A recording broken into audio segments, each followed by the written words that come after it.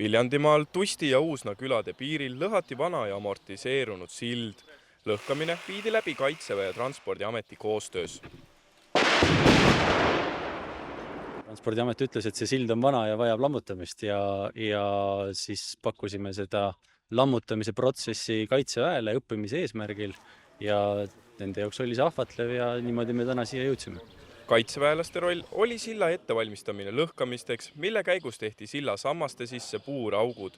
Väidetavalt ka kasutati piikimist siin, et ühesõnaga seda musta tööd oli ettevalmistamise käigus päris palju.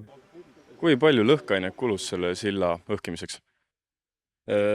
See suurusjärk oli 20 kuni 25 kilogrammi kõik kokku, aga see ei ole koondlaenguna kasutatud, et see oli puuraukudesse ära jagatud ja 1 kilo siis trotüüli oli kasutatud silla tugitalade lõhkamiseks.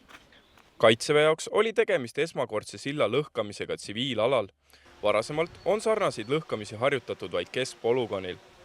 Uus sild on ülesõiduks valmis umbes 3 kuu pärast ja läheb maksma ligi 530 000 eurot. Ükskord sa saad kindlasti ületada, lihtsalt kas sa pärast seda